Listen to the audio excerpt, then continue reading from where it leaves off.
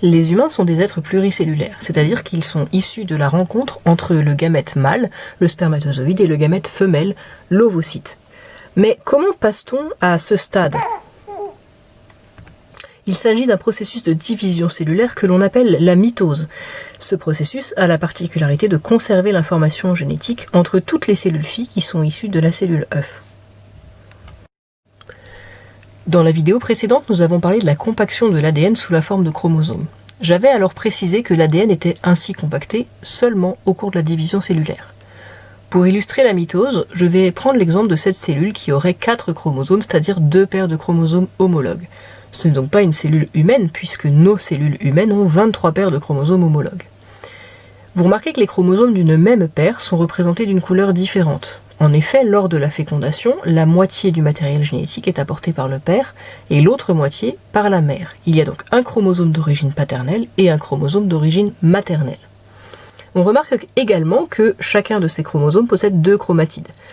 Or, dans la vidéo précédente, j'avais évoqué une autre notion très importante, c'est celle du cycle cellulaire. Le cycle cellulaire, c'est l'ensemble des étapes qui permet à une cellule de se diviser en 2 cellules filles en s'assurant que chaque cellule fille possède tout ce dont elle a besoin pour fonctionner, c'est-à-dire à la fois l'ADN mais également les organites.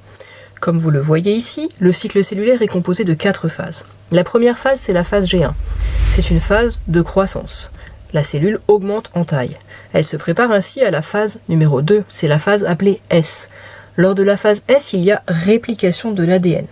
Pour le dire plus simplement, c'est comme si on photocopiait l'ADN pour avoir une deuxième chromatide identique en tout point à la première.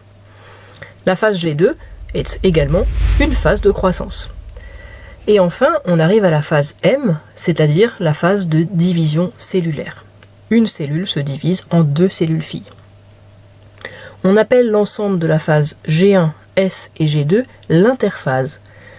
Quant à la durée d'un cycle cellulaire, c'est un petit peu difficile à définir car ça dépend vraiment du type cellulaire considéré, mais on pourrait dire globalement 24 heures. Et cela est beaucoup plus long que chez certaines bactéries qui se divisent, donc qui font tout un cycle cellulaire en seulement 20 minutes. Le cycle cellulaire peut également être examiné en étudiant l'évolution de la quantité d'ADN en fonction du temps. Ici, ces 2 grandeurs sont représentées en unités arbitraires. Au cours de la phase G1, la quantité d'ADN est stable, à 1 unité arbitraire. Lors de la phase S, la quantité d'ADN passe de 1 à 2 unités arbitraires. Il y a donc un doublement de la quantité d'ADN. Ça correspond donc bien à la réplication du matériel génétique. Au cours de la phase G2, la quantité d'ADN reste à 2 unités arbitraires. Et enfin, pendant la mitose, il y a une division brutale par 2 de la quantité d'ADN. On peut alors recommencer un nouveau cycle cellulaire. On peut également représenter sur ce graphique les chromosomes. Au cours de la phase G1, les chromosomes possèdent une seule chromatide chacun. Au cours de la phase S, chaque chromosome est dupliqué. Donc chaque chromosome possède dès la fin de la phase S et en phase G2, 2 chromatides. Lors de la mitose, il y aura séparation des chromosomes entre les 2 cellules filles. On se retrouve donc avec à nouveau des chromosomes à une chromatide et un nouveau cycle cellulaire peut recommencer.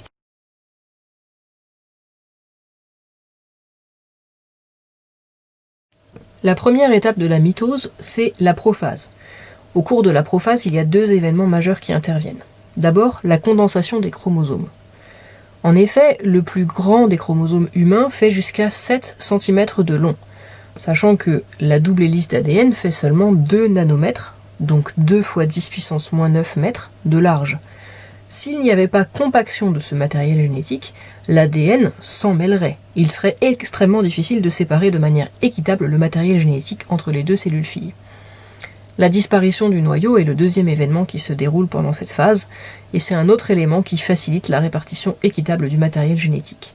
Il faudra alors séparer chaque chromosome en 2, de manière à répartir les chromatides entre les 2 cellules filles. Très rapidement après la prophase, c'est la métaphase qui se met en place. Au cours de la métaphase, chaque chromosome est lié au niveau de son centromère par des filaments de protéines que l'on appelle les microtubules. Les microtubules exercent une force qui permet de déplacer les chromosomes à l'endroit approprié dans la cellule. Cet ensemble de microtubules est aussi appelé fuseau mitotique. Comme le but de la mitose c'est de répartir le matériel génétique entre les 2 cellules filles, Pour que la répartition soit équitable, il convient que les chromosomes soient placés au milieu de la cellule. J'ai représenté ici le milieu de la cellule par une ligne en pointillé orange. Et c'est d'ailleurs ce positionnement des chromosomes qui a donné son nom à la métaphase. Méta, ça veut dire au milieu. La métaphase, c'est donc le moment où les chromosomes seront alignés au milieu de la cellule, que l'on appelle aussi la plaque équatoriale. Les centromères de tous les chromosomes sont bien alignés sur le plan équatorial avant de pouvoir passer à l'étape suivante. Cette étape suivante est appelée anaphase. Au cours de cette étape, le fuseau mitotique joue un rôle essentiel. En effet, les microtubules se raccourcissent.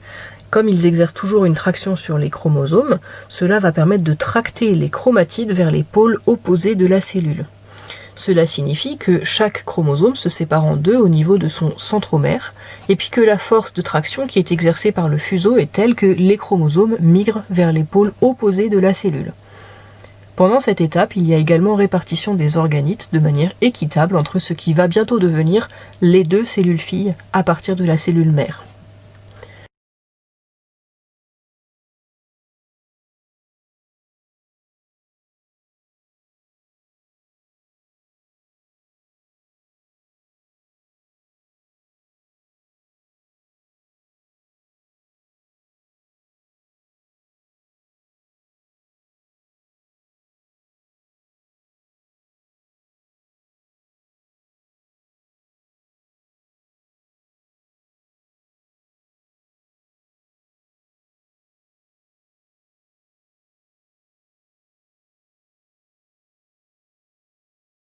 Récapitulons brièvement.